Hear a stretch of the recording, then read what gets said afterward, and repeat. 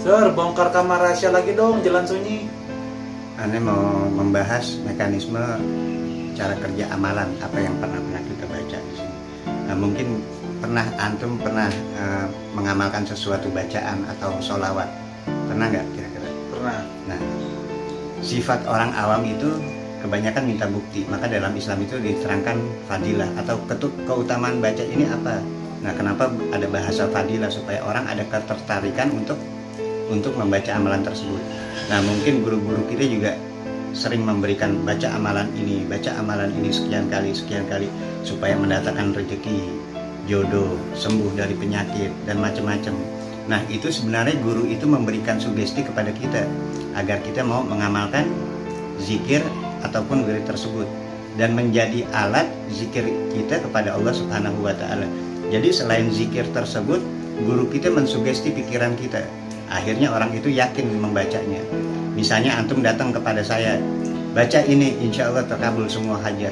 Lalu kemudian antum bilang amin bir, amin, amin. Nah, itu salah satu antum mensugesti diri antum sendiri terhadap amalan yang antum baca. Nah, demikian juga terhadap amalan-amalan yang lain juga begitu. Insya Allah baik, insya Allah her. Nah, yang membaca punya keyakinan di situ, akhirnya terkabul, sembuh, dapat rezeki. Bukan dari saya, tapi dari antum sendiri yang tanamin itu di dalam pikiran antum.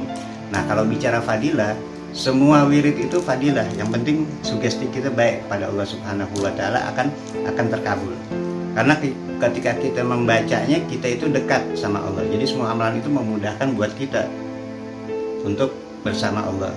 Dan salahnya kita nih, banyakan kita, terkadang salahnya kita ini, kita terlalu bertumpu pada amalan kita, tidak bertumpu kepada Allah.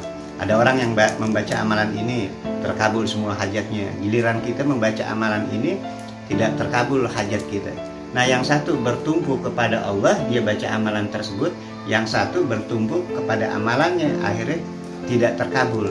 Nah, kalau kita bertumpu kepada Allah Subhanahu wa taala, kita semakin bijak menyikapinya. Alhamdulillah Allah mengabulkan doa saya.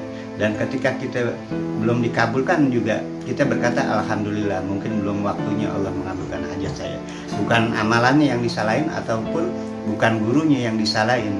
Nah, ini hakikatnya amalan tersebut. Wa kullu man lam ya'taqid lam yantafi.